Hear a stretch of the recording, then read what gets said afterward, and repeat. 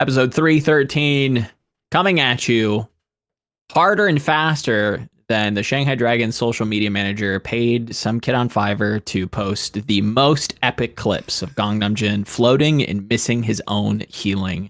Yiska, it's just you and me today. The void in our hearts will never be filled as the Gladiators and two absolute gutter snipe teams just kick the dirt. How does that feel? You feel good about that?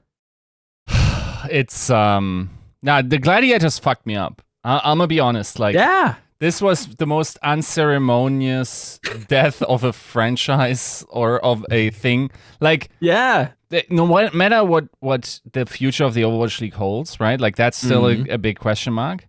But because of what just transpired in Valorant with the guard, yes, we can almost certainly be sure that the Gladiators, right, like, will have trouble going next season. I'm actually not sure what Gorilla is doing doing with and CDL. Call of Duty League, right? Yeah. Like, I'm not sure. Are they even building a roster? Is anything going on there still? I'm not sure. Can they even go out? Are they not beholden to the franchise? I have no idea. I gotta figure that shit out as well. But yeah, like, if that was actually last game, what a shit show. Yeah, for such like a good team. No, it really is like the definition of going out not with a bang but with a whimper. For a team that I think a lot of people were excited about, rightfully so. Whether or not like we were, measured in our expectations this season or not. It was definitely a team that was kind of must watch, and it was tragic to kind of say the least. That was not a good season for any team, let alone the Gladiators of all teams. With the news out there, that's pretty public. You can go out there and find it. That Cronky Sports and Entertainment rather is looking to get out. Just across the board, like you're saying in Valorant. I'd have to imagine they're probably trying to sell the CDL slot. It sucks. Vegas, we'll see what them and the Valiant. I wish there's a part of me that like wants to like, oh man, isn't it suck that the Valiant's out? And it's like, no, not really. Like they haven't really been a thing for like 3 years. It feels like so. Fuck them.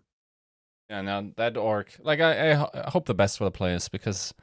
Yeah, of course. This is definitely not any kind of like shame or shade towards the players. Those all the people there and on every team, I think in general, is coming out and trying to do the best that they can. The people at the top though, you can chew on things.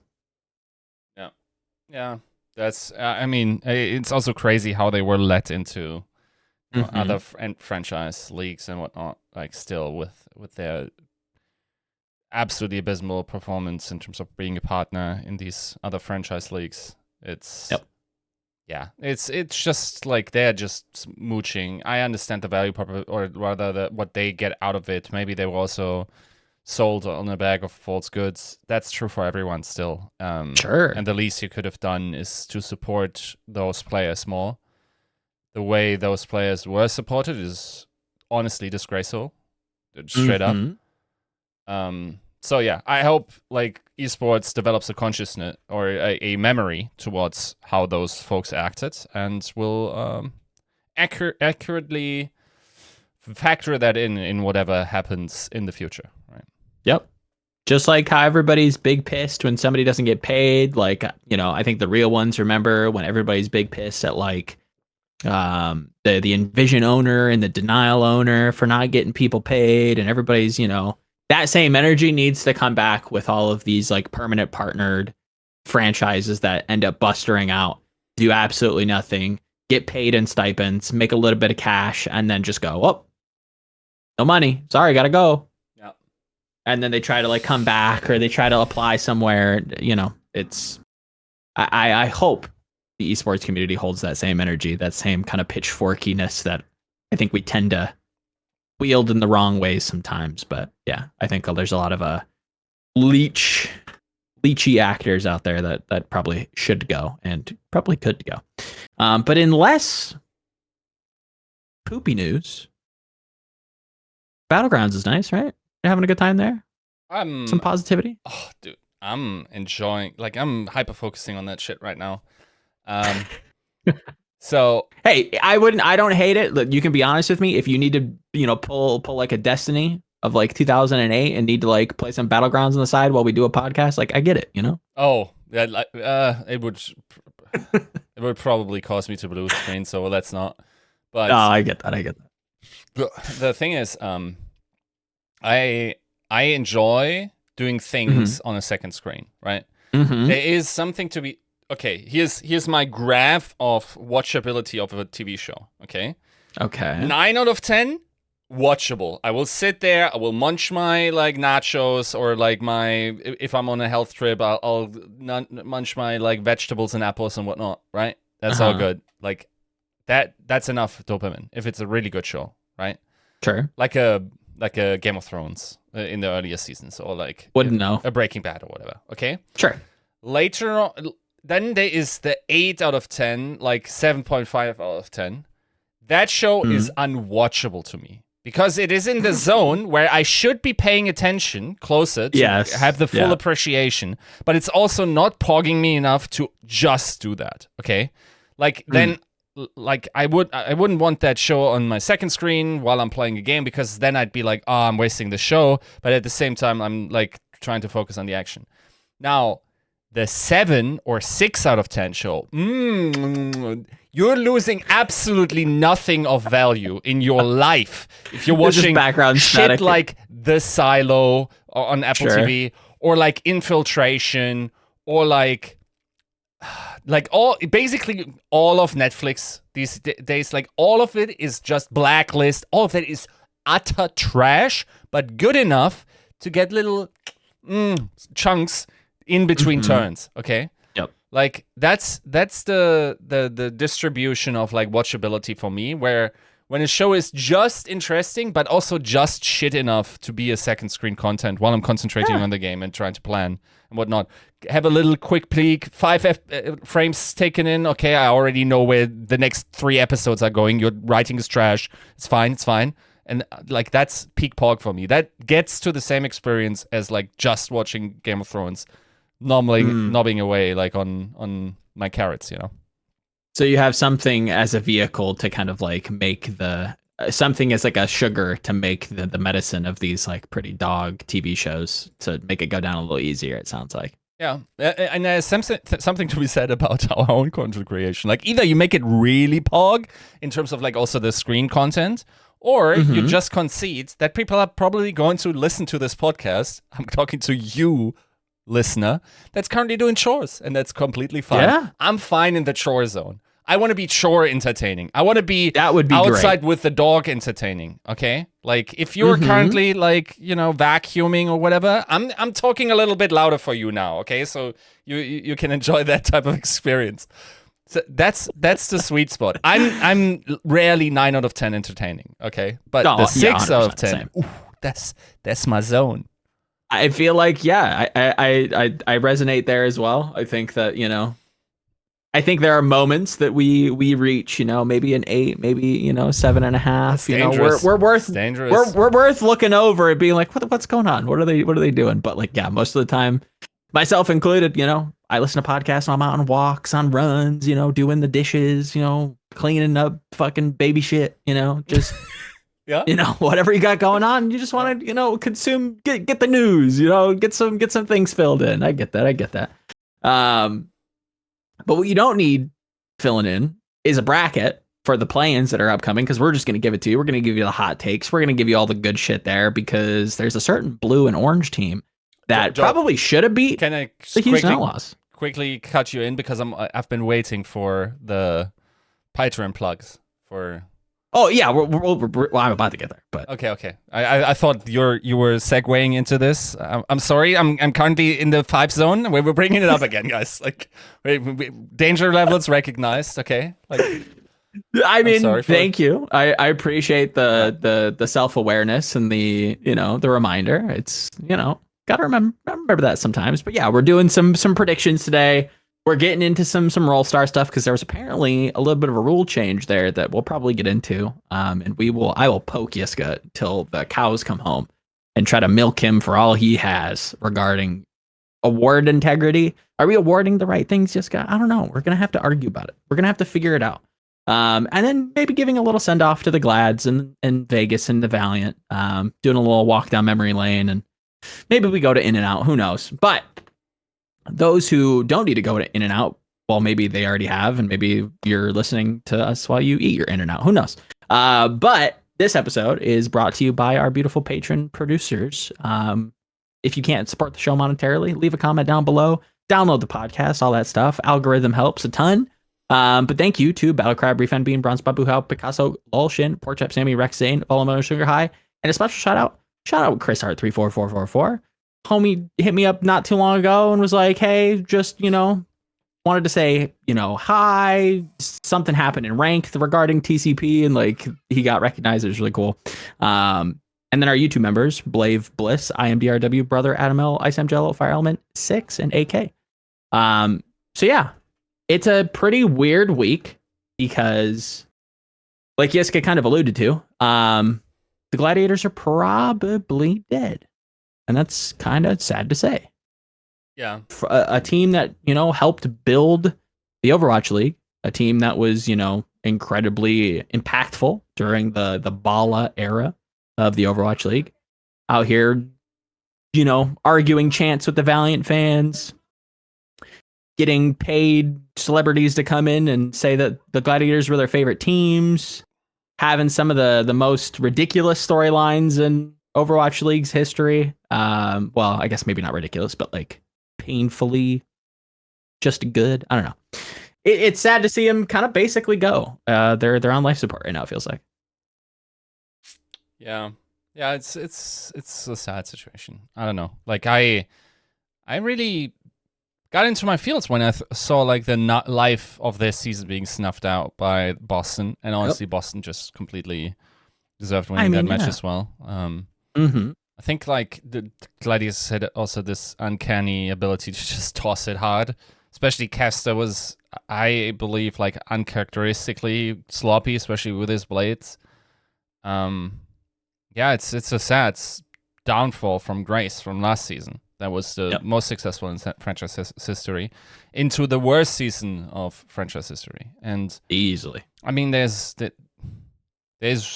probably like a healthy cut down of resources also. But the Gladiators by no means were like one of the underfunded teams, right? They still had, I believe, 3 coaches. They still had a relatively well-funded roster in terms of like the salaries that they commanded, in comparison to what the league average turns out to be. And sure, like certainly they were making more money than the other teams that went out last week. So there's little excuse there, but also just the name recognition of the players there. That's just legitimately some of the best players in the Overwatch League ever.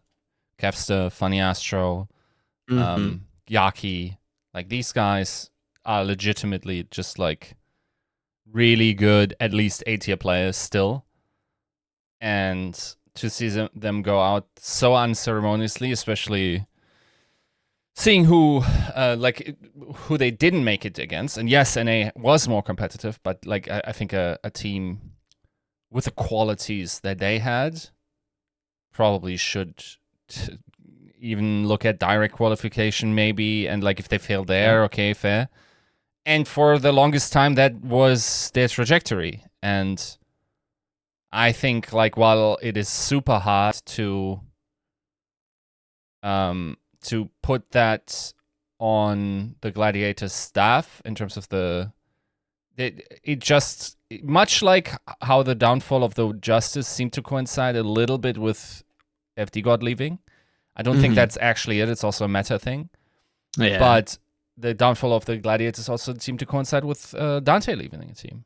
And they got much less competitive, presumably first off, because they had to play on ping with Marvel. And then when he was there, didn't pick up to that degree, right? So, unfortunate. I'm sure they are always contributing circumstances more behind the scenes.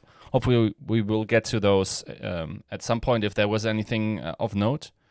But yeah, like as sad as it is, it's also probably not honest to, not hold everyone there accountable, because that's a team that should be doing better. 100%. It is difficult to kind of navigate those emotions because, I think we both had our own kind of criticisms at the start of the season. I think we kind of met in the middle ground with, worries about Dante and his hero pool and whether or not that was going to last an entire season.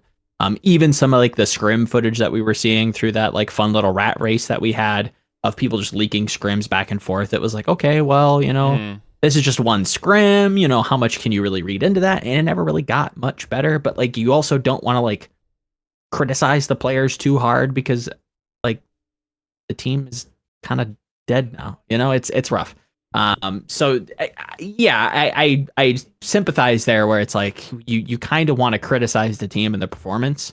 Like I think we probably will for these other two teams, but for Gladiators in particular, it feels more sensitive just because it's like it's a team that I felt like has always, at least from the outside looking in, kind of in a very loose way, kind of done right by, like didn't have a ton of like drama, always was very competitive, tried to field a meaningful roster. I feel like every other season it was me writing some, narrative flowery bullshit to talk about how like this is the year of the Gladiators, this is where they step up, like this is where they finally kind of catalyze all the potential that they've had.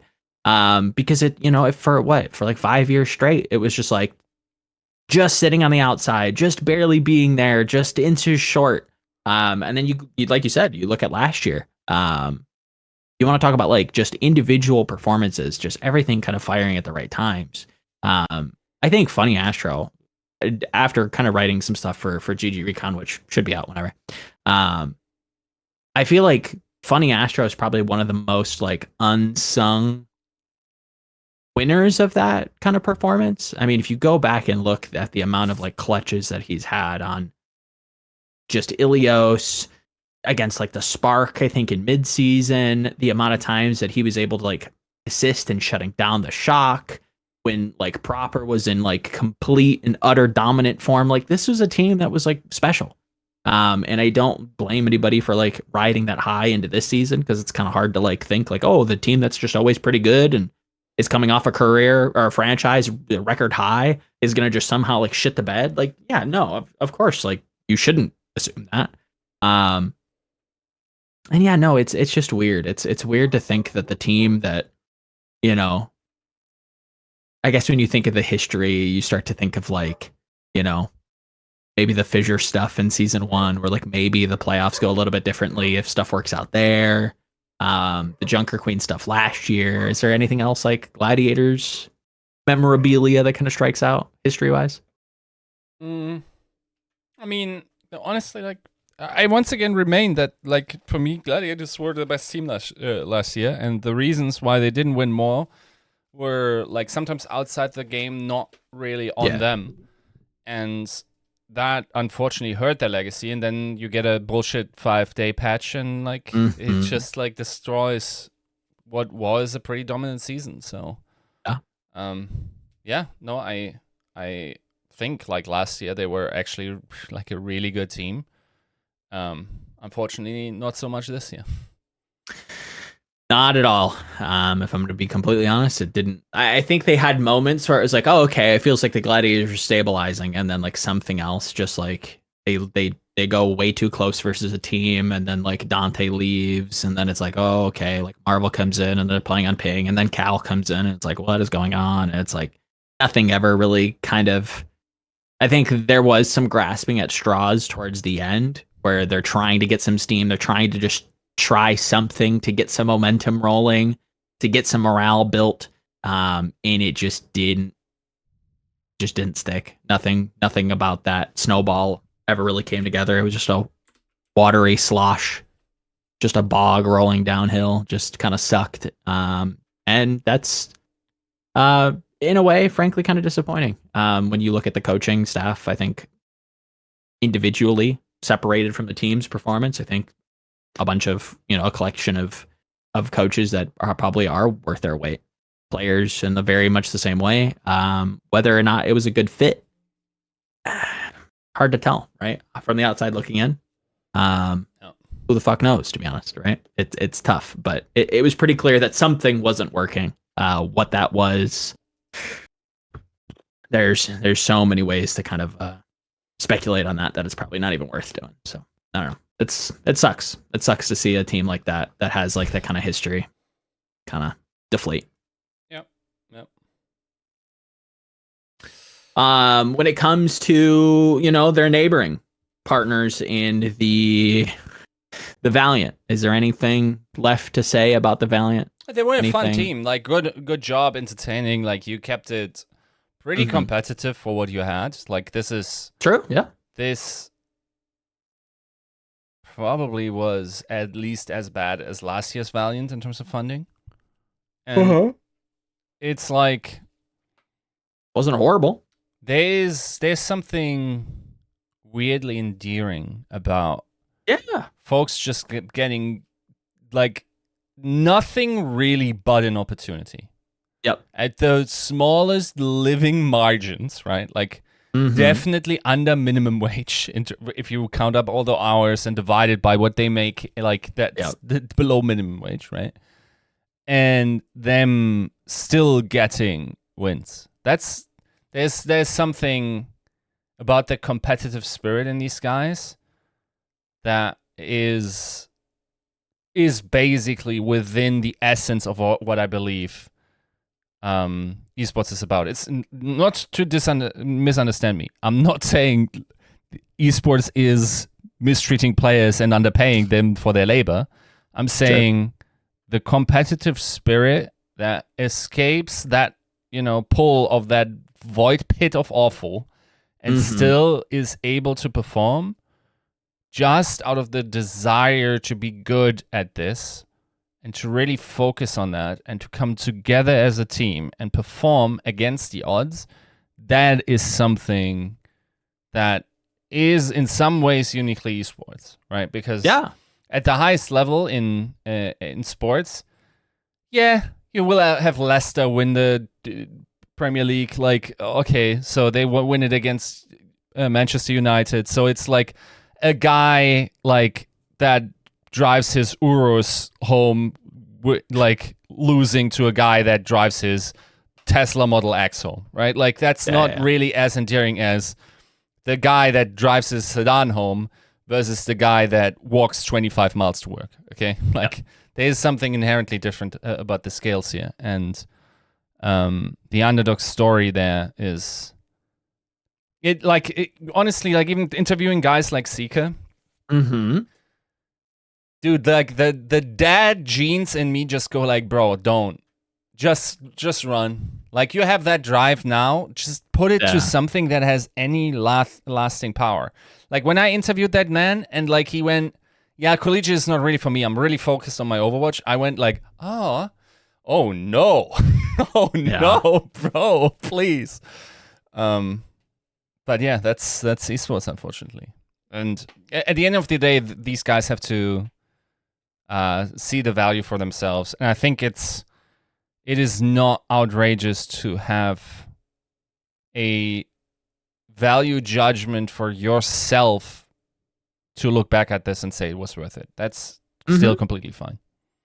No, I think that's where a lot of people are kind of at with this. It's their dream in some ways, and they want to give it everything they've got before the candle wick burns from both ends and that flame goes out. And I think I think you knocked that out of the park when you kind of labeled it as like endearing, because like it gives the same kind of energy as like the Runaways did in years past, like the FNR like just the kind of affable, like you said, they're not getting anything but an opportunity to kind of perform, and they're not bad. Like you go back even just this stage, week 1, Glads, they beat the Gladiators. We had a live reaction on the podcast. Gravy was here. It was wild. They're popping off. Like that's fun. Like that's what you're saying. Like that's that open circuit, bring your own PC, just try your best. And oh my God, they beat a Korean. Oh my, that's nuts. Like, how do they do that? You know, like it's the underdog story moves mountains in esports, and the guide story is very much the same, right? Like there's guys that come outside the system, make it, and then the system wants to fuck them off whatever they earned. Like fuck that. As a community, you come together and you bring the wrath of God to the folks that thought they could take it away from them. That's fortunately, as fucked as esports is getting, that is one value that will probably last as long as this is a thing, right? Like the strength and the love people have for underdogs. And as we have these open systems, as we have constantly cycling games, and therefore once again grassroots, and once again like have to be open, and we cannot long-term franchise, but therefore we have open systems, it will forever create these like these underdog stories that will be endearing. Like even to a large degree for a long time, Fnatic and Valorant was pretty much the same, where nobody wanted to give those guys initially like a sponsorship agreement until you could no longer deny them. And that in essence is esport. To make yourself undeniable to the gatekeepers that thought you were shit, but esports is objective. Whoever wins, right? Like get the gatekeepers. It was always my issue with Overwatch League from the get-go, is that the gatekeepers ultimately decide who wins this league by whoever lets them in. The first infractions of this was like when people didn't want to pick up or didn't pick up Runaway immediately, right? Or like parts of Runaway contenders, right? Yeah, like, and that always like rubbed me the wrong way about franchise leagues. But fortunately, like, there are systems that deploy these open strategies, and their magic is always there, right? Like you can just count on it that eventually someone will figure out something new about the game, and like an underdog will crystallize and not just like fluke for one tournament, but actually establish themselves as one of the world's best. Only for them to get hated and for them to be the breeding grounds, the antagonists of the next newcomer, you know? Yep. It's a little bit of a dog eat dog world in that way, but it's kind of the one cornerstone narrative that I think esports does tap on, rightfully so. That like you said, pulls at the heartstrings. It connects people. It makes fans of players and even teams, right? Like you don't really remember Runaway for what they necessarily did, even though they did a lot. You remember them as being the team that was funded by the streamer and his wife, and or pink sweaters, right? Like they were funny, they were goofy, they were super charismatic in ways. They weren't, they kind of wore their heart on their sleeves. And, you got to see that. And you got to see that journey. And that was really, really dope to see versus, these legacy veterans of multiple games and all this stuff. And yeah, it's something that I think this era of Valiant really represented. Even last season, under No Hill, with Dia getting his first win after finally striking his first win after getting branded by the 0-42 Dragons. That's like really, really touching. That was really cool to see. Obviously, there's a lot of extracurriculars there. It was really kind of fucked. Having to pay for Marvel out of pocket because of, whatever the fuck IGC couldn't figure out their head from their ass. But yeah, no, Valiant, memorable team. This season, I think, really was the underdog that people were excited to see perform, because yeah, I think you've definitely put out the feelers, you've kind of initialized this annualized salary, talking point into the community. That's definitely been something I feel like you've front loaded. And I think if there was ever a team to like really feel for in that way, because they're not, like you said, they're not getting, full salaries. It's just for the time that they're paid, and they're probably not getting paid anymore because their season's done. So it's like, they're not getting paid up until season end if they're not performing. So, all these cost cutting measures are clamping down on these. I'm not sure if you're like, if you can cancel the contracts now, or if you have to buy league rules, let them run until the grand finals are over, which technically was the case for prior years. I gotta ask those guys if what the case is. Yeah, I mean, the fact that isn't necessarily clear or something that we can have confidence in kind of spells out, I mean, the energy, the vibe in the room for the Zoomers, if you will. Yeah. And that's not good. That sucks. And then there's Vegas. Oh, Vegas. What to say about Vegas? It existed. It was an attempt. They were a team of all time. They were they were not a Boston. They were a Dallas Fuel incubator for a little bit, right? Back in Paris. Yeah. I hope this is one thing. If there is whatever comes next, if Europe has a place in Overwatch esports, I hope they go back to Paris. I hope they're allowed to move back, because I feel like as I look at other esports and as I kind of like re-tap into, some of these other games that I've, casually followed for a long time, French fans are just insane. Yeah, they're insane. Like they're just nuts. Better, yes, for sure. They deserve, and I feel like every so often when you mention like the Eternal in some way, you always get like French interaction. Like you always get somebody from France or like a French fan or like one of the French pundits kind of coming in and like commenting or something. They're pretty ride or die. And that goes across the board. That's also for the content creators. Man, these guys like they are just as lunatics as we are, Joe. Like fuckers like Hammerkick or they're still out here fucking doing it. Yeah, these fuckers have been there since day one as well, right? Like, what are you doing? You're just as like completely damaged. Like, show me where you're hurt. Okay, let's all over. We're hurt all over. Let's combine. Like, look at our. Let's share combat wounds. Okay. Like, yeah, we'll share traumas. Yeah. Sure. In some way, we'll have to meet in some middle ground and just like you said, share war stories. Just drink and be merry about I hope we get to meet somewhere physically as well. Yeah, that would be dope. Yeah. I mean, eventually, I feel like that would be just so much easier for me to go to Europe. Yeah, hopefully. And not have to like import everybody. Yeah, for sure. But yeah, there's a lot of love and support for Overwatch. This is another thing, Joe.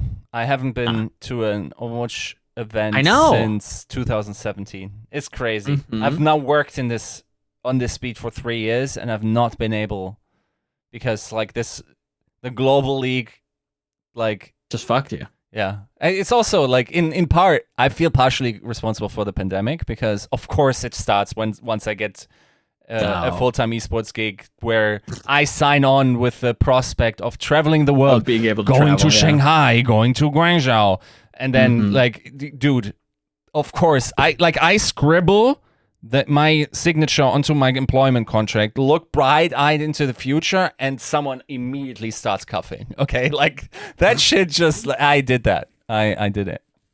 The monkey paw curls as you sign on the dotted line. Insane. Now, eventually, hopefully, we can get you here, and it sucks that. Yeah, we need to get you here for sure.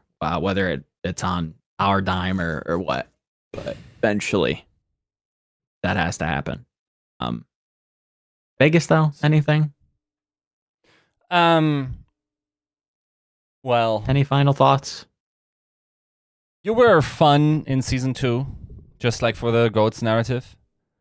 Sure, yeah. You were fun in season 3. You were a lot of fun in season 3, actually. You were like the birth cradle of a lot of Overwatch greatest stories. Yeah. And then you get what you put in. That's like you can do it for one season, maybe. But as London also proved, like you give what you get what you give.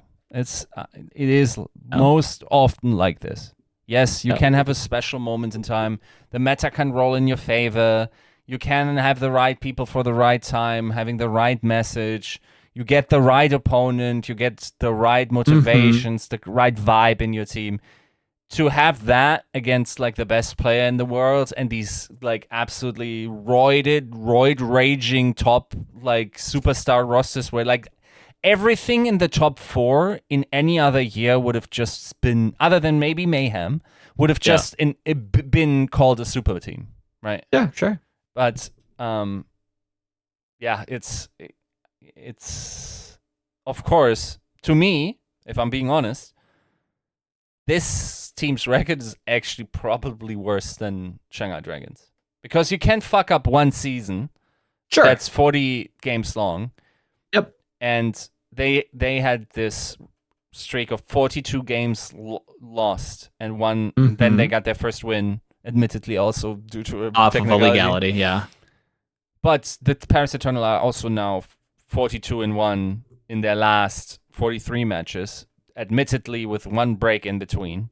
Sure. Was the NYXL. But through multiple iterations, but also admittedly always just like under-resourced. Once again, you give what you get. Like you weren't complete assholes like Valiant. Sure. But yeah, like I remain that the move to change the roster mid-season, if you have the possibility, is probably not the wrong one, because there was clearly nothing going on with this team. Nothing working. You were not going to win anything. They actually looked really competitive at the start. I think this team was clearly an upgrade. It feels bad for those players that it didn't work out. I think Knife is a Chad. I think Irony is pretty good. Pretty good. We're starting, yeah. But yeah, I mean, you also can't play him on ping. Horsepower on the road eventually, and unfortunately, like you didn't win another. Like you had another winless season, or the first one actually, and that's a rough. Is it the first one? Yes. Yeah, I would imagine so. Yeah, I think so. Yeah, rough season. I think you can have like a poor performing season, and you can definitely like look at the budget. But when there are other budget teams that are probably doing it more like ruthless than you, and are still kind of like just hand over fist outperforming you, you know, like the Valiant. Like I remember at the start of the season being like, is it that crazy that the Paris Eternal could improve to be not the worst team? No, it's not crazy. They have a whole season to do it. They're a little bit more funded than the Valiant, and that didn't even happen, right? Like it really only got worse. And I think that's just their entire season this year, and probably the year prior too, is just such a good example of like not trying to win anywhere, you know, where it's just like, oh yeah, we're gonna improve over time, and we're gonna like grow the players. It's like, well, that's like great to hear, but like how, you know, like what about this is conducive of growth? You know, like Malthel is not gonna be the next proper, like it's just not gonna happen. So like how else are we getting there? You know, like London, okay, cool. You know, you can call Chris and the London Spitfire an anomaly, great, but at least they're like taking a different route to finding some success. Whether you want to look at it from like a content creation lens and just to make this all about just reality TV, like finding a way to win, I think is like super important. And I think we are starting to see people across esports like dabble with that and experiment with that. That's probably the road forward for a lot of teams. But like Paris is just, you know, Paris, Vegas, whatever you want to call them. Just constantly was just, you know, said a lot of good stuff and then delivered nothing. Yeah. And there wasn't, you know, not for a lack of effort, but that's where it feels really intangible, where it's just, I can't really put my finger on why they just never did much of anything. Was it the personnel? Maybe. Was it the players? Probably. But then, you know, who hires the players? There's not a clear person to point your finger at, and I don't know that the players are necessarily to be faulted, because it was pretty clear that like most of them just weren't ready. And it sucks, because they're probably branded now and won't be touched. You know, we'll see. It's pretty shit. We'll see. It sucks. Hopefully, I think the Korean imports deserve another look, whether being contenders or whatever the fuck happens next. Because I would tend to agree, and I think we said it on the show. I think this was like a great core to build into next year. Whether or not they keep it, whether or not they stay around, we will have to wait till the end of the year to find out. But yeah, I think it's important to kind of give these teams a send off as the season, as their season ends, as this, we enter a period of a little bit of a holding pattern as we figure out what's next. So 3 teams gone. We said goodbye. The title of the show and or sidebar at least makes a little bit more sense. Any final thoughts there as we go into some award pokery? Nope. All right. All said and done. Half of you rest in piss. Most of you, I'd say. That's just me. Ownership, you did tweet out. Not players. Yes, 100%. Not players. Players most of the time, just fine. You did tweet out something that was kind of interesting, that I think a lot of people are going to still be surprised about once the Roll Star and awards are announced. That being that Roll Stars are split down the middle this year, with 2 representatives being nominated from NA, or being, having to be nominated from NA, and 2 representatives being forced to be nominated from APAC. First, as somebody who has been in the scene for a long time, how does that kind of make you feel? Do you think that rigidly forcing these nominations is the right way to go about it? No. Okay. Is there like a substitute way that you think that, because I get the energy, or I get like the feeling that's like, okay, well, we want some kind of APAC representation. So how do we facilitate that without just like demanding that, pundits and voters just have to put an APAC vote in, Okay, there is an idealistic and there's a practical answer to this. So the idealistic one is no, you should just say whoever is the best on the respective role, and if it's 4 NA NDs, then it's 4 NA NDs. Sucks to suck, right? Yep. The reality of the situation is that votes suffer from bad sampling of the voter base. Sure. I'm attacking. I shouldn't be saying this, but historically, there's a lot of... Okay, let me bring that over the finish line. Yes, there's a lot of bias, regional bias, but there's also understandable bias, as in, like, nobody is as loony as us watching all that shit. Mm-hmm. Most of you are watching one region and one region only, that you work in. And then you see 3 games at an international event at 200 ping played from fucking Hawaii and like beer pong tables, okay? Mm-hmm. And you think that's representative of international competition and have now an accurate gauge. Be my guest. Also, of course, I'm being a bit facetious, because you also definitely can say something about the eye test and whatnot. But, like, there is the voting presents a reality that is worth accounting for in the actual vote. Okay. Mm-hmm. So I see the point of the distinguishment. I disagree with various versions of this, how it actually was executed, and the things that people suggested. First is 4 tank roll stars is too many. Interesting. At this point, you're nominating like fucking, what is it, 20% of the league, right? Like, not exactly, because some double up and whatnot. I get that. Like, okay, like, at what point is it an actual participation trophy? Like, is it really that special to be top 20%? I don't know, right? Now, that's also why I think that the suggestion of extending the amount of roll stars for each region, just almost like some folks said, give NA 3, give NA 4, and then APAC 2, then you have 6 roll stars, 6 out of 19.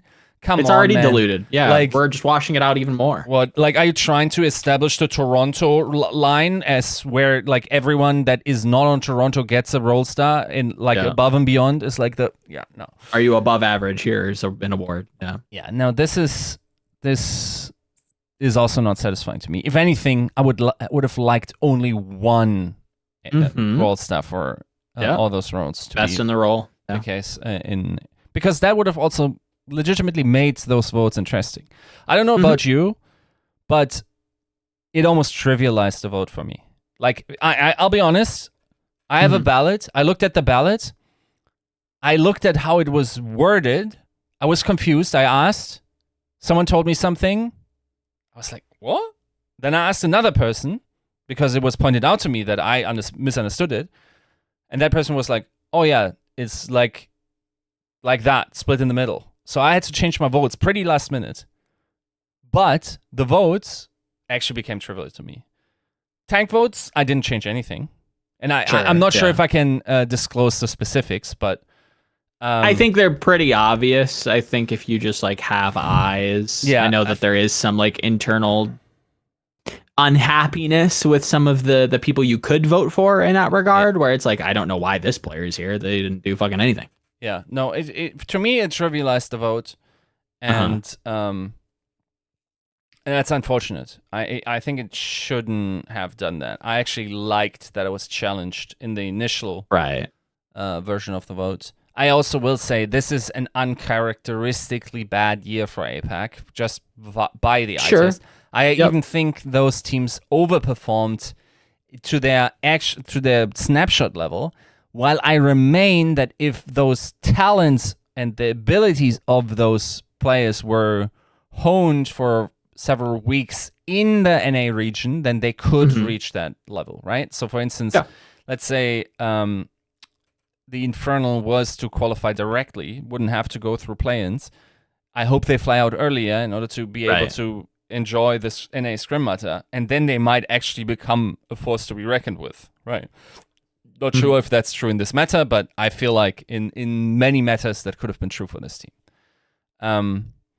So yeah, there's like the yes, APAC also just because the capital was left in NA. Like once again, money moves talent. Just like how Flex DPS are the best players in the game because there's the most money, the most eyes on, the most status to be gained. Like, it just makes the most sense that they are the best players, the biggest talent is. Much like you will find the most talented folks generally like in high demanding jobs, for instance, right? Like high paying jobs. It's just the reality of how people make decisions, not just based on money, but also based on status to be gained and how fun the challenge is. But yeah. In that, I think you touched on something there that I want to pin. We'll get to it after this, but yes, continue. Sure. So yeah, long story short, it trivialized the role for me. I'm not a big fan. I get the point because if I look at some of the ballots from last year, it was questionable if these guys watched Overwatch League. Sure. So yeah, and that's like I get it. Like sometimes you just get like an award in your email, and you're like, I don't want to take the piss and not participate. I'm also not really actively watching that hard, right? Sure. So fair enough. Like I also much like I sometimes have to show up at events and like ask very uneducated questions to people that are outside my field of expertise. Like I'm sure some folks at Dota events thought like, oh, that guy's a dumbass. What the fuck is that question? Fair, right? Like I'm a fish like in the Sahara, okay? Like that shit is not. But in the same way, I don't think I think you're self-aware enough to be like, why the fuck should I be voting on a Dota 2 the international MVP? I don't know my head from this game. I was actually asked for a CS League award. And I legitimately just straight up went to the most knowledgeable people that were accessible that didn't have a vote at the time and asked them, and I copy-pasted. Yep. Okay. That's I think that's like the ethical thing to do, and I feel like that is your MO 100% of the time. Either you try to avoid voting as much as you can, or you just go to somebody who would know better and just be like, help me not make an ass of this. Yeah. You know? Yeah. And yeah, I think that's respectful. I think that's like what you should do. Yeah, I think I asked Sucho, and he just like wrote me a book because he's like that. Like and it was that. much appreciated. Yeah, I'm sure it helped. Right. But yeah, like I understand that this was not going to be popular with especially the NA crowd. I'm not sure if it's more popular maybe with the Asian crowd. Sure we have to realize like also there's this audience at this point is a minority here, even though it's a majority in terms of the teams and whatnot. Yeah, it's fair to cater to the actual viewer base to some degree. I just wish it would have been done a little bit more skillfully. Yeah. But yeah. So when you talk about it trivializing the vote, just to kind of make that a little bit more transparent for people, what is it that there were, leaving it open to interpretation, there were more like NA tank obfuscation that you could kind of argue, but the fact that you kind of have to like split it down the middle and just include like the best 2 tanks from APAC makes it like incredibly easy. It's just top 2 NA, top 2 APAC, done, right? Is that kind of the okay? Yes. The other thing that you're talking about the criticizing this community idea that like maybe broadening it could help bridge the gap between NA bias and APAC bias. I think maybe working in the inverse, is there a world where we divide the vote or divide just the awards in general, and we shrink them based on the region, right? So we have, like you said, maybe just 1 role star for NA specifically in each role and 1 role star in APAC specifically in each role, right? Where it's just the best player at each role, but each region has representation so that you feel like there's still something to be gained extracurricular. Is that something that you could be bought into? 1 is hard, right? I also 1 is hard. I mean, just the idea. You could make it 2, but just like shrinking it and dividing it, I mean, that's how it is a little, right? Like it is divided and like shrink. I would be with 2-1. That would be fine with me. Like making it any more is something I'm not like too happy about. If I don't know, or even like in the amount of teams or eligible players, you could even argue for 4-2. 6 players role start. Come on. Yeah, too many, way too many. Especially because, like, let's be honest, in most roles, it's because like the one of those roles is the more impressive one. So, for instance, hit scan and flex DPS. The flex DPS is the more competitive one or the more likely one to give you the 2 role stars in that region, and the same is true for flex support. It just means like, let's say you have 4 votes for support.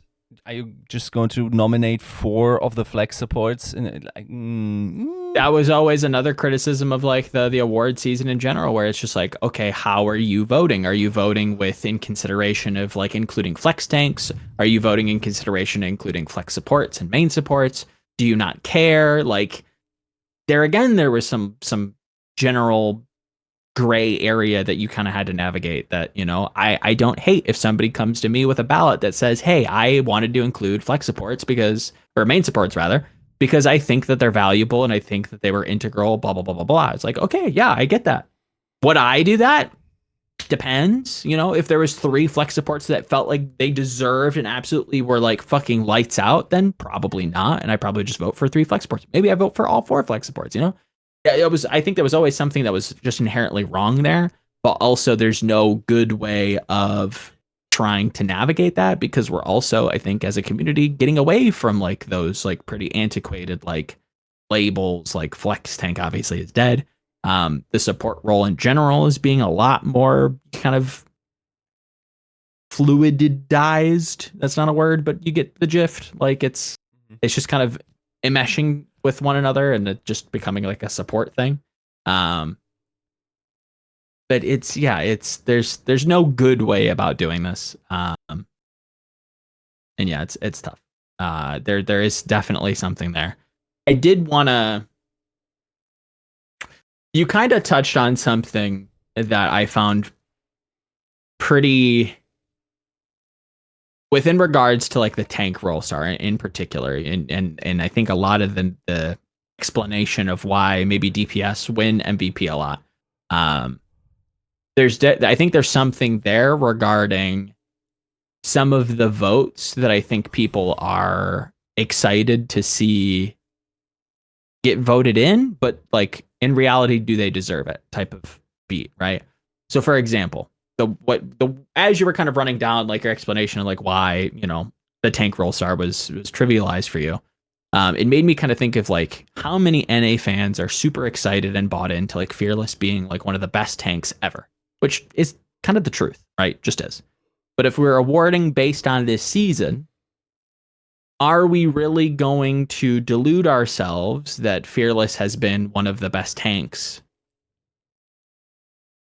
this season, like as an entirety? Is that true? Is that just a completely write in and forget about it? I don't know. I feel like it's way more like you have to question that more than I think people really are. Is that fair to say? Maybe, but I brought him in like as just booked way too much Winston played this year. 100%, right? Like, but that's the thing where it's like if you don't separate and you don't try to include APAC, like that becomes more of like an interesting kind of dilemma where it's like, okay, well, do you include as on don't principle, you? yes, yeah, exactly, right. And I guess in the same way, it's just like there is a little bit of dissonance regarding like general play and specialized play, or flexible play and specialized play in that way, where it's like if you kind of use some of the narratives from the MVP discussions, are we really going to debate whether or not I want Fearless or do I want someone? It's like I think there's a pretty clear answer there. Over the entirety of a season, if I roll 100 different meta deviations, 100 different season layouts, different formats, like I feel like there's a pretty clear answer on like who I want. Is that the season that we got? Obviously, someone didn't get to flex around too terribly much, even though he did, play a little bit. But I do think there is like this, whether it's dissonance or whether it's a lack of clarity on like how important flexibility is, because like even when you're talking about DPS and it's like, well, flex DPS should be the more heavily awarded role. I feel like there's still like I can hear people trying to debate that like, oh well, this hit scan was really good this year. It's like, well, I mean, great, but like they didn't play that much, and like there's very obvious like holes to that argument, but it's like maybe they want to include them, or maybe it's just very flashy as compared to like somebody being able to play like Mei and Echo and Pharah and Tracer and Sombra and like all these different picks that are very valuable. There is something there that like it's still difficult.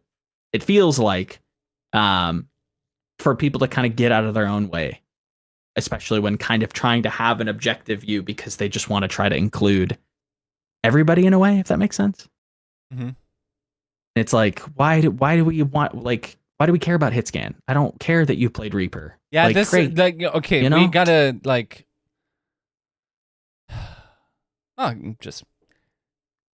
we gotta get out of like, can we stop being the most bullied demographic? Like, oh yeah, it's so obvious that you were just like picked on in PE. Did you get fucked in dodgeball? You sound like you got fucked in dodgeball. Like, just stop, dude. This is about excellence. This is what esports about. It's not participation trophies. Yeah. Okay. Like, this is the top of the top. You can absolutely like watch the gold cups. Right? Like gold players play against each other. Maybe they have a cool story. Maybe they have a cool personality. Yeah. That's not that. Nobody's giving awards to the Valiant. This is, yeah, no. Like, Seeker doesn't, God bless. It's not about fairness. It's not about, like, in fairness in terms of, like, equal distribution of awards and whatnot. It is about who's best. Easy. Establishing hierarchies. That's what this thing's about. It's competition, okay? This is the one where, like, where it's crystal clear. Like, the game dictates what good is, which is to get wins. Okay. Yep. It is a little bit harder to figure out in Overwatch, like what causes someone to win, but ultimately it is about like honoring the highest performing player. It is not a question about, like, the discussion should never be like, does this guy deserve it because for 4 seasons he like blah blah blah, and there's a like we're indebted to this guy because we have Monk in the past. No, that shit doesn't matter. Okay, what matters is, if you had a power level counter for the performances this season, would that guy's number be higher than the other guy's number? And if yes, then that dude is on your ballot. Okay, like that's what this award is about. That is what competition is about at the highest level. And that is, like, everything else, you can be a fan of that. That's all fine, but that's not what the award season is about. 100%. I really couldn't agree more. I think there is so much, just, for lack of a better term, just kind of pussyfooting around, where it's like, it's the same people who are like, oh yeah, that's a playoff team and that's a playoff team, and like all these players are top 10 players. It's like they can't be. Yeah. They all can't be. I want you, like you did in the past. I think you had a really like eye-opening, fun kind of thought experiment back when like flex tanks were around. Apologies for the dogs barking. Like, who's a really good flex tank? Like, can you sit here and like actually list them out? It's not easy. And when you start to list them out, you have to make some really shitty decisions and stuff that like doesn't sit well with you. But in reality, did Donghack have a great season, or did he have a good team behind him? You have to make that call. I think it's fair to say either way. Like, if you want to put him top 5 or top 3, I think that's fair. Is he a lock-in for a role star? I don't know. Can you really compete with Fearless and someone? Probably. Was that obvious? Does Smurf deserve to be there because he's a legacy player and he's a veteran? And God, like, where would Shock be without Smurf? That's not an argument. Nobody cares. I don't care that someone got robbed last year. Both can be true, that he got robbed last year and that doesn't play a role in him doing well this year in award season, right? Like, that's not, like, that's the type of shit that makes me not want to like vote someone. I think you're kind of like of the same ilk in that way too, where it's just like, no. You guys are like, no, that last year has no bearing on what happens this year. It can't. Don't come at me with the, oh, someone was robbed and hottie this, and then maybe that's true. And I think you're entitled to that opinion, but that cannot and should not affect how you vote this year, because it's about this year. It's not about last year. It's just hate bad arguments. Like, you can come to, like, if you have valid arguments to, like, it's okay here, German English teacher, okay, you can make whatever bullshit interpretation that you want, as long as your argument for that to get there is in line with the criteria of the award. And if it's not, then you fail. And if you do, then fair enough. Like, I'm looking forward to, if you're the video editor of the Yiska and Dragons, I'd like to see you make the argument for Gagnamjin as MVP based on your ability to edit those points. Videos. Yep. Right. You can plug it into Chatgpt if you want. I'd love to hear what the AI has to say about Gagnamjin's Zenyatta prowess, because you've enlightened us all on how good he is about moving across the map. Should we do that real quick? What should we do? Ask ChatGPT about. Okay, you are the video editor of the Shanghai Dragons. It's not going to give you a good answer. And you are asked to argue for your player, Gagnamjin, to be chosen as the MVP of Overwatch League Season 6. Okay, hyperbole. Timmy's don't attack him for MVP and not Roll Star. You get the point. All right, okay, Roll Star. Make it correct. Roll Star.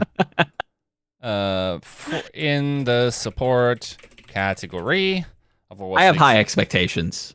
Open AI. Season 6. Any other criteria? I don't know. Not that I can think of. Make it as believable That's possible. Here we go. Are we gonna? Is this okay? Uh-huh. Based on my okay. It writes an article. Why Gagnamjin deserves to be role star for support in Overwatch League Season 6. Right. Consistent high performance. Throughout Season 6, Gagnamjin has consistently showcased top-tier performances every match. Yeah. His statistics rank among the top supports, proving his technical prowess. Dude, I'm already better than most such Redditors. A Reddit Andy fucking take here. Better than most Versatility.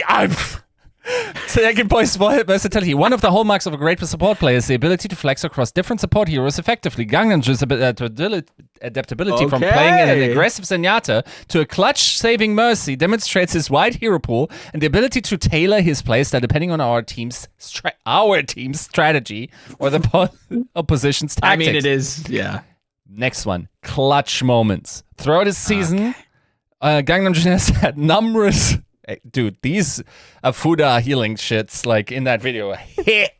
Gagnamjin had numerous defining moments where his quick thinking and mechanical skill turned the tide of the match. These are the moments that are not only entertain fans, but also contribute significantly to our team's success. Communication and leadership. As a support, coordinating with the team and leading them through challenging engagements is crucial. Gagnamjin's communication has been instrumental in maintaining team synergy.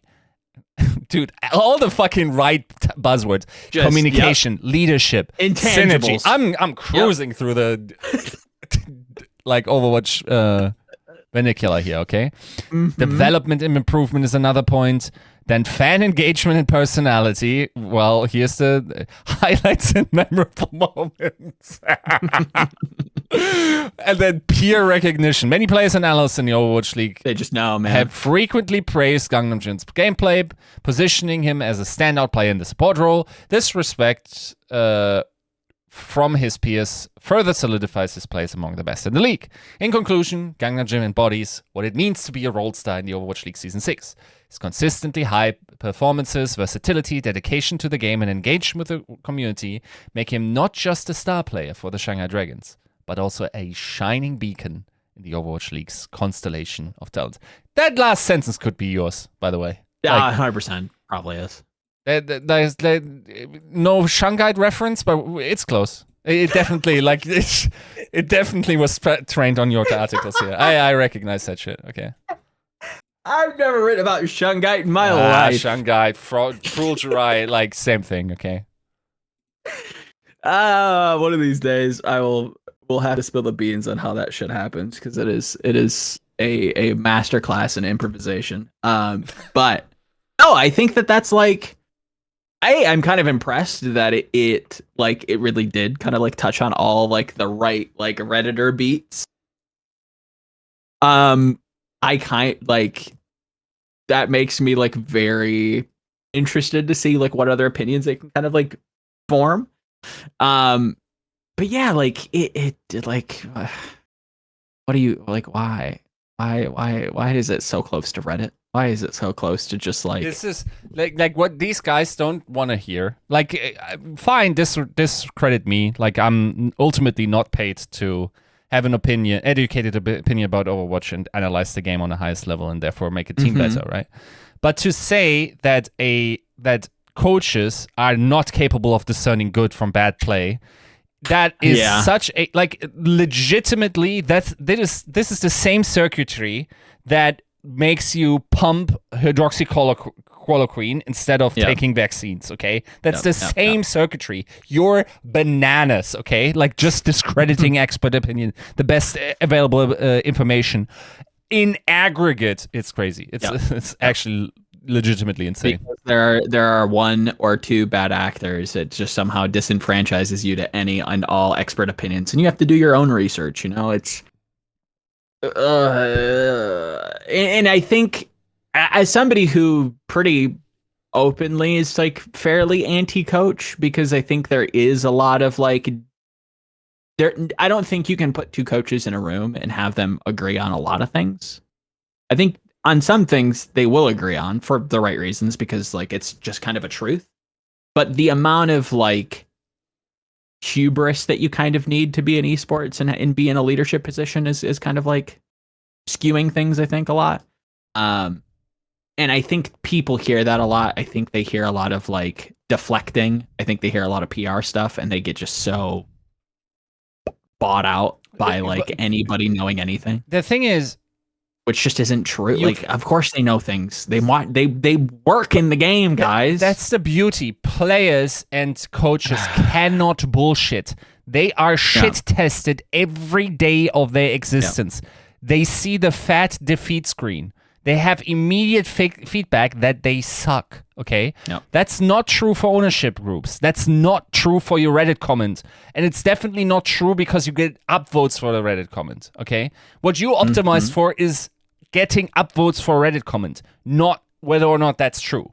Actually, very often, it actively is negatively correlated to something being true. I'm ranting. Yeah. No, you can tell, true. Like, I'm just like, this week has just been like high stress because of the report, and like I'm having a time, Joe. I'm so ready for, like, I'm on vacation next week. I definitely need it. I already told you, like, I'm currently in a state where like I'm missing at least 40 IQ points. It's crazy. Like, I'm making the most stupid mistakes. I'm like, sometimes I don't know. One of these days, like I'll forget to wipe or something. Like, I'm just like so scatterbrained. You'll leave the house without pants on. Be like, oh shit. It's insane. It's actually insane. Like, are you not to completely derail, but are you noticing it? Because I know that you play fast in a lot of things. Do you notice it? Like you're making more unforced errors in games like Battlegrounds and like heavy. You're just playing way too quick, and you're just like, oh, why did I do that? I should have done this, and like there's an optimization thing I should have done. Like, it's getting to the point where, you know, like when sometimes you do things like, for instance, like I place my keys somewhere and then I lose them, right? Sure. And whenever I find my keys back, usually there's I put them there. Nah. Now you're just like, how did they get here? There's this teleportation. Like, I have little gremlins in my fucking apartment that are moving my shit around. I have no recollection of this happening. Okay. Oh no. Yeah, and I'm afraid it's age, but it's probably just like ridiculous amount of stress. Yeah, you're just cooked. I hope that 2 weeks that you get does not involve you with a Zweihander on the fields of Reddit trying to slay each and every Timmy, because that is not going to help you. I mean, we'll see whatever. I know it's a futile effort to try and get you off of the hill. You are a die by the sword, live by the sword type of guy. I should actually just like not post on Reddit and just like have someone invite people on Discord calls, because like these discussions get way more civil and actually are way more fruitful. And I think it would also reveal how frequently absolutely wrong and misinformed and like way too confident folks are posting that shit. And like, once again, like some of the stuff is all right. Awards. They're tough. It's messy. There's not a really good way to do it, but expect some weird votes.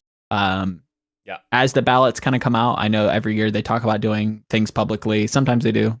Sometimes they don't. But when those comes out, I think that'll be a fun little chuckle, as it is every year, but extremely more so this year. We do have play-in matches, some of which I think people are going to vote incorrectly so badly. So let's kind of work through this. We don't have to bring it up on screen. Audio listeners, be thankful. We're not going to do that necessarily. What we will do is we'll kind of start from like elimination rounds. We'll go into the winners rounds. We'll touch down on each of the teams. Maybe we won't do an entire bracket, but we'll kind of just give like a vibe of like who we think can do well in this meta, especially based on the way that the brackets kind of play out. Do you, wait, quick, do you want to, I have someone come on. Do you want to get a guest in like for those last ones? Sure. I'll just bring him. Wait. Yeah. Oh shit. It's Lord Volamel. I didn't think we were doing that, but yeah.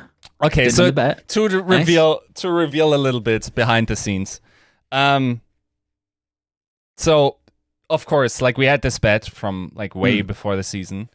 Then unfortunate things happened with the Vancouver Titans during the season. And I would have felt really shit if I won that, like, you know, like that bet based on that situation. Sure. And I was like, let's probably not publicly talk about it too much. But now that, like, you objectively have to say, like, they did it despite that that situation. So, like, I'm perfectly happy to acknowledge that. I mean, they also did kind of also luck into getting Hisang. Sure. Which is still, like, kind of nuts. It arguably improved them a little bit, but, like, yeah. I think they very likely would have made top 7 anyway. Probably. And, yeah, no, for that, the Lord bet has been granted. Lord Volamel, once again. Fair. Thank you. Kuno. I sent this clip to Papa Punk in order to see, like, please stop tagging me. Like, it hurts every time. I appreciate it. It's so fun every morning to open up my Twitter and just, like, see, like, the Vancouver Titans stands that, like, are also kind of fans of the show, and obviously Papa Punk out there just, like, fighting the good fight, being like, look, so when are you admitting defeat? When are you conceding, you know, the vote? I'm not as hurt by Papa Punk. What I'm hurt by is Papa Punk tweeting that at me and then Huck liking the tweet. Okay, that one that got me. Okay, like, that hurt. Listen, bro, he's got top 3 control. You know, he just knows what to like. You know, he's got knows what to like, and also, of course, like that. Those are his boys, right? Like from that's Boston, true, right? That's true, 100%. Makes sense. Yeah. I mean, you got Punk. You know, it's a good team. I'd be lying if I said that I completely believed it 100% of the time, all the time. But it was worth a shot. It was worth a gamble. It's something fun to do, and we'll probably find somewhere to meet in the middle ground, or argue about it next season, whatever that looks like. So don't worry, there will be another Lord bet. We'll put the belt up for another rodeo of some kind. Hopefully, it doesn't get tainted again. I would be so mad because it's such a fun thing to come in. Yeah. Just debate every week. But yes, thank you. I appreciate the also the just nod. Like it's the worst. Like the fact that the shock shit the bad so hard. And then they actually give them the guy that also makes it like it's insanity. Okay. It doesn't make sense. None of this made sense. No. The way that all of this happened, the way that it happened, it also, Toronto, what the fuck, Toronto, okay? Like, they're going to win, bro. You've seen Adamu's tweets. They're going to win. Come on. Yeah, then win some regular season wins so I can be Lord. What about that? What about winning, like, more than 50% of your regular season matches? Dickhead. They never do. Duh. They're a playoff team, bro. They're a playoff team.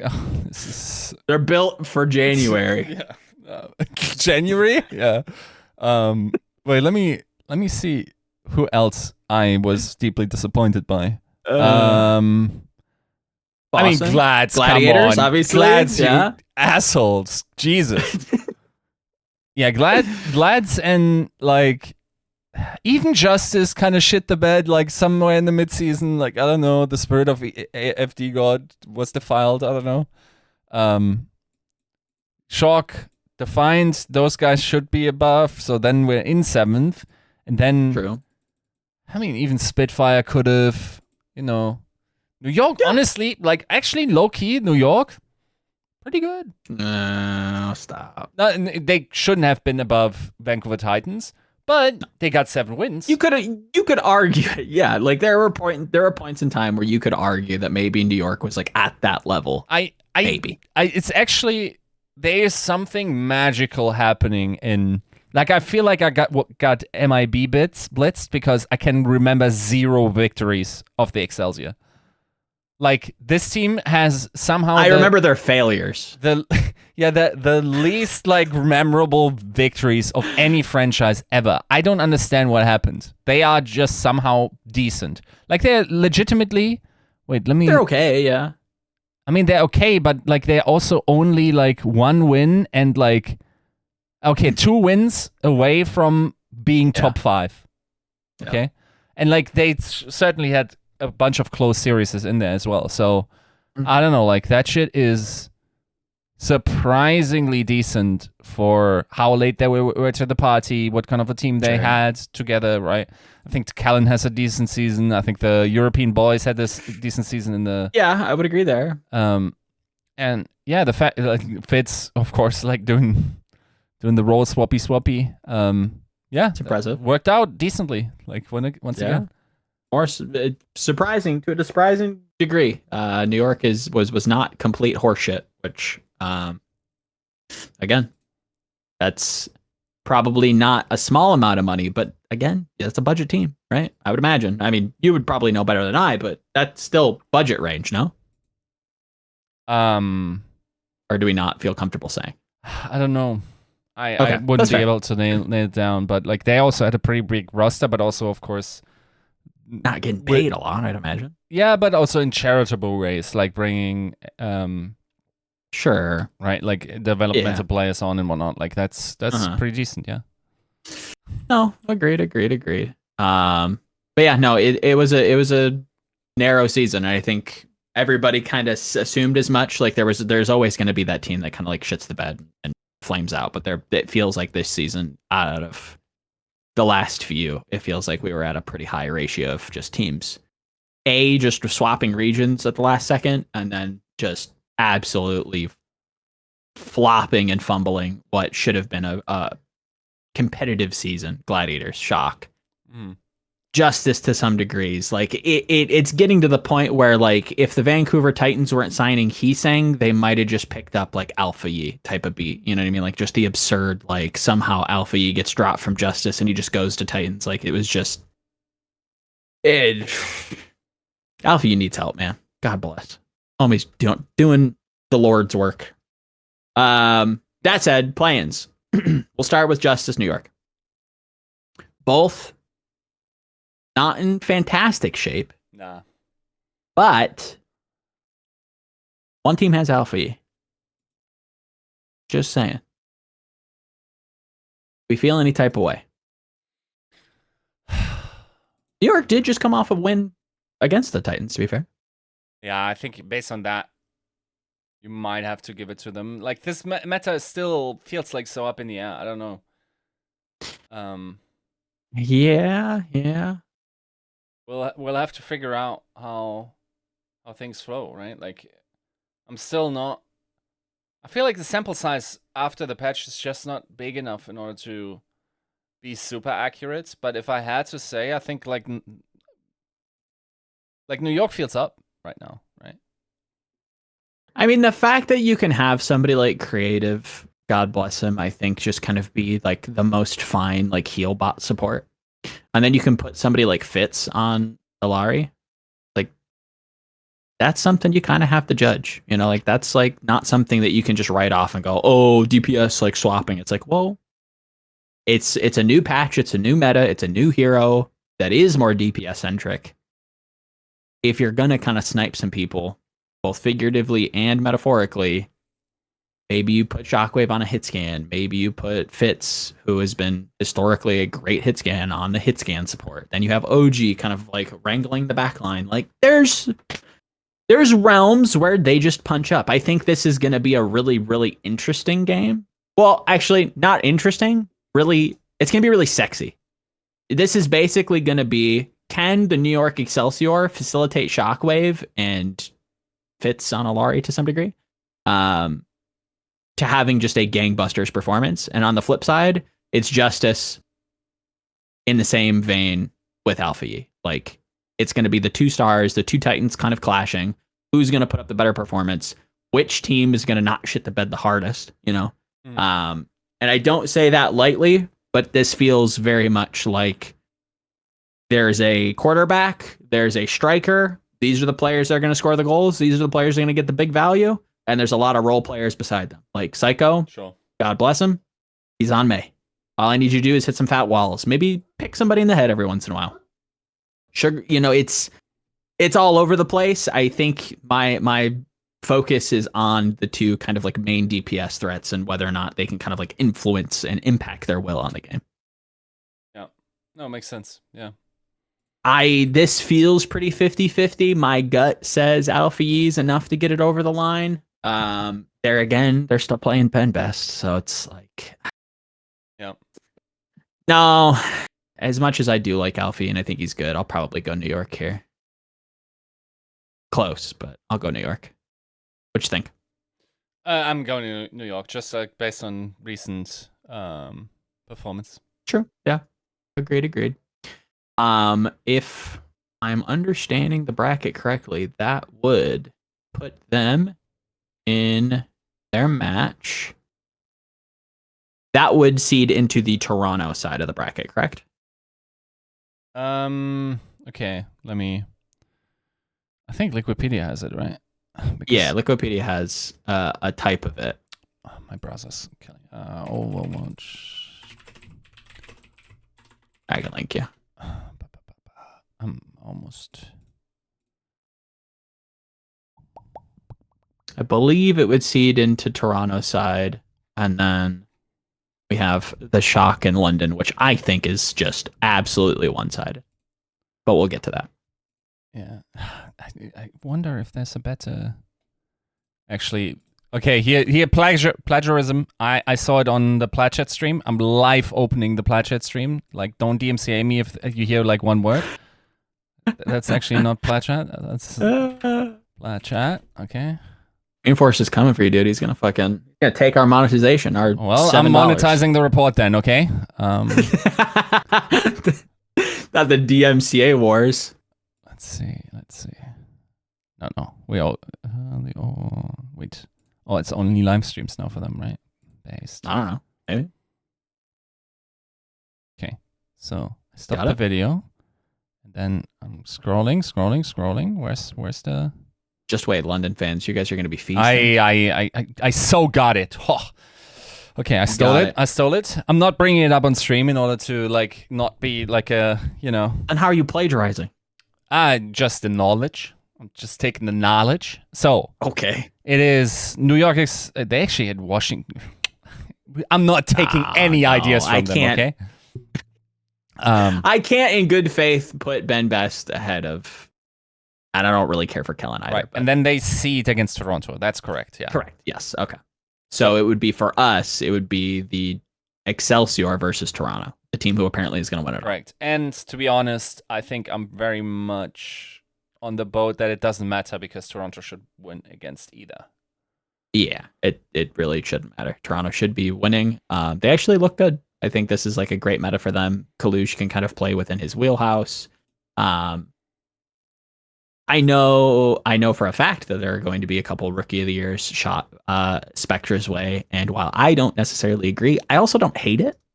I think he has been like a great fucking player for this team.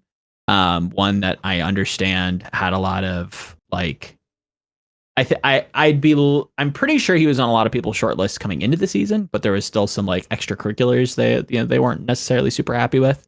The fact that Toronto kind of pulled the trigger, they're getting a lot of benefit. I think that's a really, really dope kind of story to celebrate within a very weak Rookie of the Year season. I think they're getting a lot of benefit there for sure. Whether or not that's Rookie of the Year caliber, remains to be seen. I don't have a vote, so fuck me, I guess. Doesn't matter. But I agree. Yeah, Toronto should be advancing both those teams. It doesn't matter too much, which would put them up against the Titans. But before we get to that, where's your mind kind of sit with Spitfire Shock? Did you see the last game London had versus Houston? Does that worry you or does that give you confidence? I mean, as much as London looked okay, they also have an uncanny ability to toss it off. Like, they should have been 5-0 in maps. Yeah. And they actually lost that series. Yep. I trust, like, Shock has actually been one of the most clutch teams this year. Like, you get them to map 5 and they don't lose that shit. Now, of course, map 5 is also no longer control, so this has to be factored into that, right? But should be a good match, man. Like, really? Yeah, I think so. Think? Yeah. Maybe. I don't know. I feel like London is just so. Okay. I'm gonna out myself as being slightly out of the loop. Do we know the order that we're playing in play-ins? Yes, we do. Okay, what's like the first 3 games? Does it include Flashpoint? I wrote an article on this. Why am I going to Albert's Twitter? Let me find this. As he looks, I think that like the London Houston series for me was like, yeah, I think there's a lot of like anti-clutch from Spitfire. I think there's a lot of like really, really clutch and like very specific things that had to go Houston's way as well. So I think there's like a little bit of column A, column B there.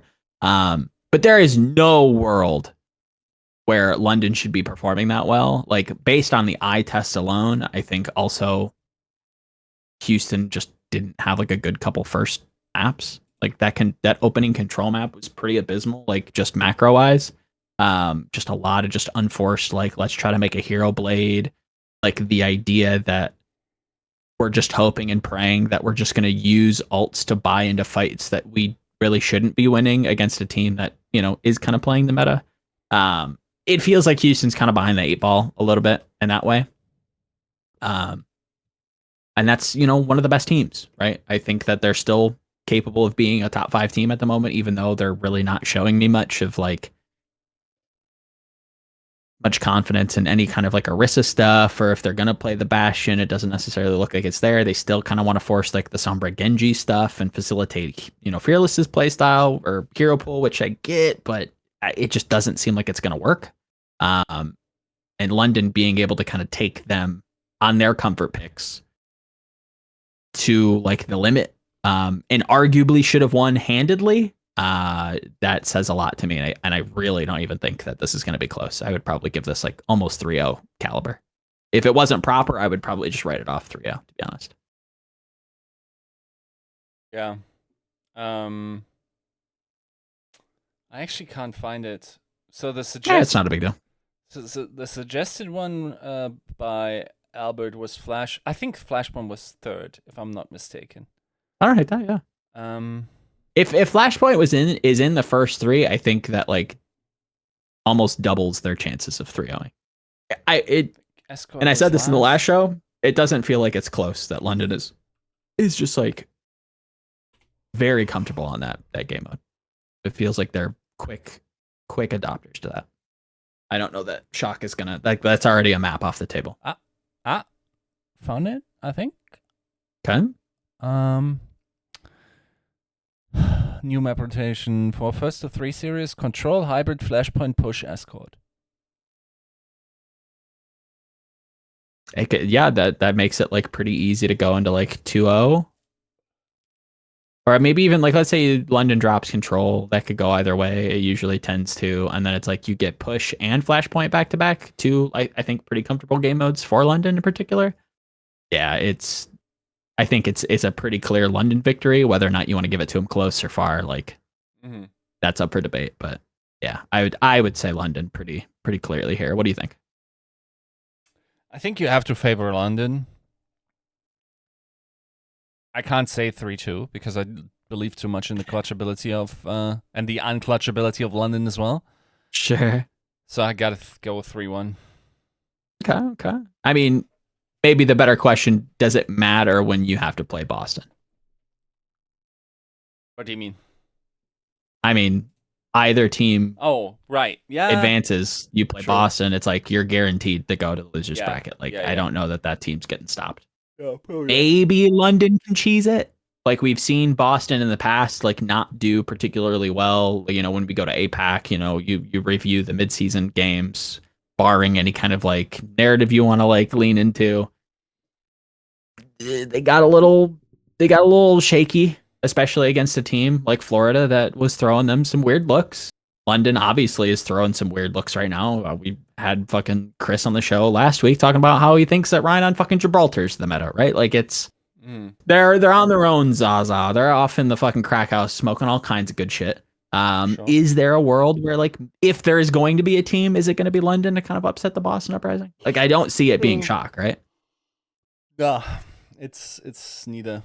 I think I would lean on neither as well for sure. I honestly kind of quite liked how Boston played. Like they seemed pretty strong. Like especially Okay. like their ability to disengage smartly against Glads, like really impressed. I don't know. Like I think they're kind of good. So from that, it sounds like they're pretty measured. Like everything kind of like They're seemed to top kind 4. of be Yeah, they're top 4. okay. Okay. Yeah. I mean, to me, that feels like a lock. Like those are definitely traits that I look for. Are they the favorite to make it out of play-ins? I'd say so. Yeah. It has to be, right? 100%. I don't think there's another team that gets close to their favorite status. And Nope. for NA to get out, right? Yep. So And to be honest, as much as like, yeah, Lord, me and Vancouver and Punk, and I think they have like a good opportunity to kind of like advance, and maybe that game versus New York was just kind of a fluke, but is it I don't think it's Titans either. Who's the second strongest in your mind? Is it Toronto? It's either Toronto or London, to be completely honest. It's one of those two teams. I still kind of like... I don't feel super strong about Toronto. Dude, the last playoffs without Shock would not feel correct. I mean, yes, but do they have anything worth getting there? Like, what about it? It can't just be proper. There's nothing about this team thus far. I mean, yeah, they went to game 5 against Atlanta. Like, that's impressive-ish. Sort of. Proper does get to be a little bit more of a playmaker. But there again, we're still getting into the territory of the same kind of criticism that I think we've been levying against this team since the start. Their team play is not there. This is a incredibly high team play meta. If you're not, popping your wheels with your Bastion at the right time and engaging together, if you're desynced at all, even slightly, that push is not going to be as successful. The efficacy of like each ability is going to be lessened. Like everybody needs to be together, and it still doesn't necessarily feel that way for the Shock. Okay. If you're not coming correct, you're gonna get fucking corrected 100%. And I'm not that clever. I stole that. I feel like what is pretty interesting is both the ability to get value out of turret form or like Gatling form and evade it.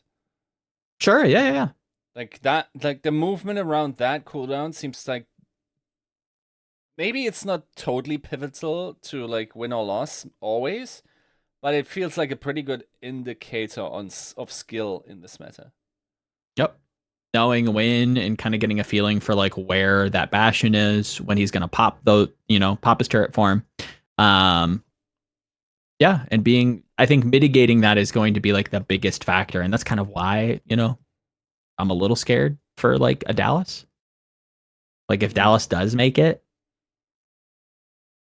that's a team that I think, Rush, no, I feel like if this is going to be more of a global meta and we're not necessarily going to get a ton of styles, because obviously, talking about the Shock, talking about the Rain game that they just played, a lot of Queen, a lot of Bastion, which is kind of identical to what APAC has been playing. I feel like NA is a little bit more like, there's a little bit more flex tanks. There's still a little bit too much dive for my liking, and there's like way more Rhine, which I think is a little bit more like playable for most teams, with some Marissa in there, obviously.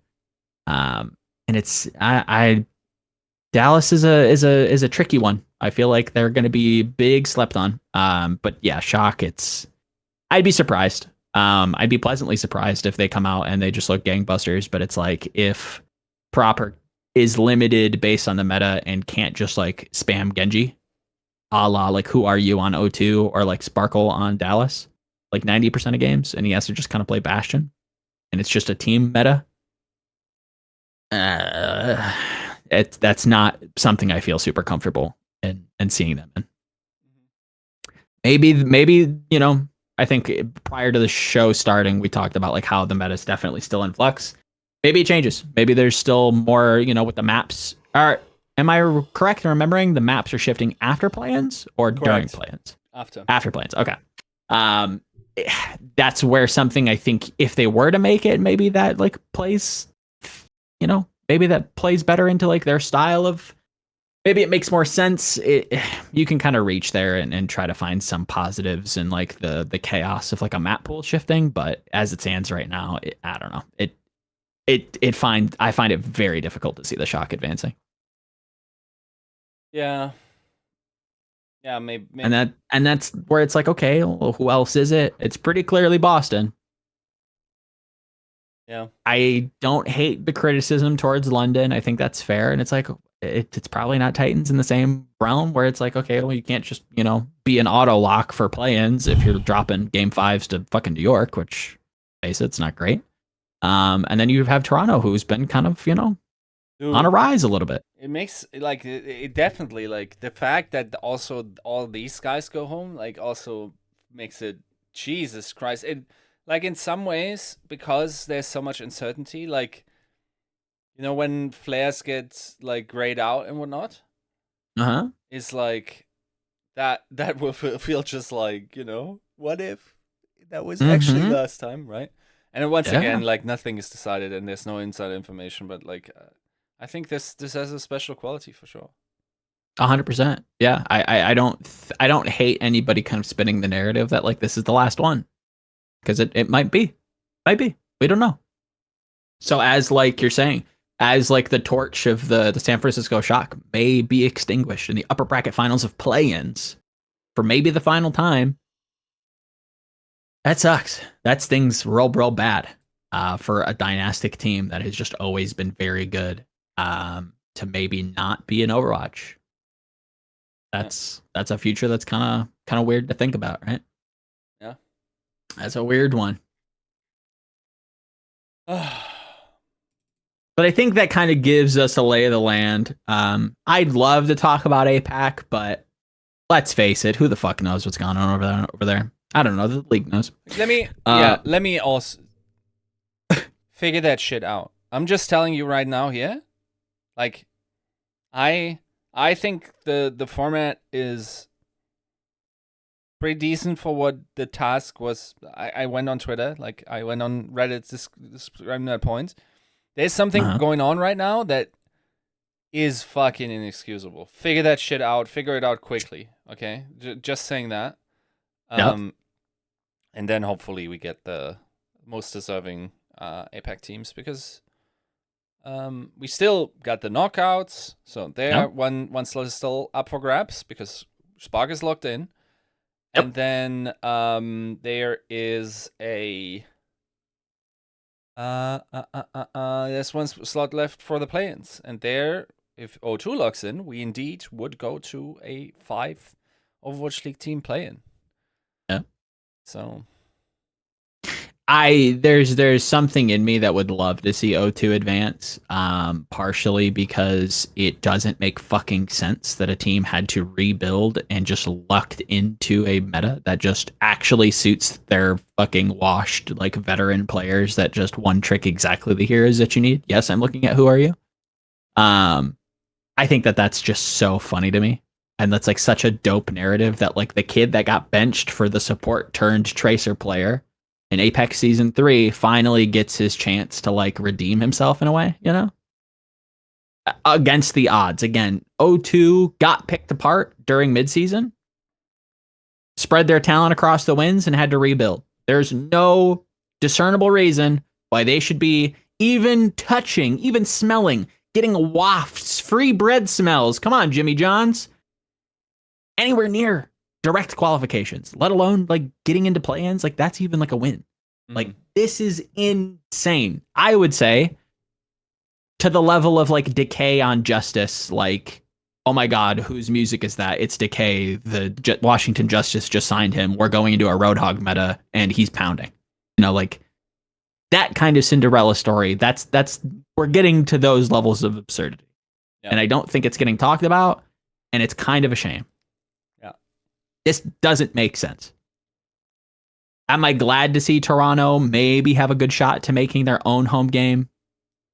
Yeah, in a way. I think that's like important. I think it'll make a better product. It's definitely going to put butts in seats if they make it. And that's going to like that'll give us a good send off if this really is the last one. I'm kind of excited to see like the styles clash again. I'm a sucker for international competition. I'm a sucker for stakes. So I'm going to be picking apart these games quite heavily. Come next week, I think I'll have a way firmer opinion on what these teams look like. Obviously, because some of them will be gone, but because we'll start to like really see the meta kind of settle, and we can start really getting into the playoff race, because it's not gonna lie, it's kind of around the corner.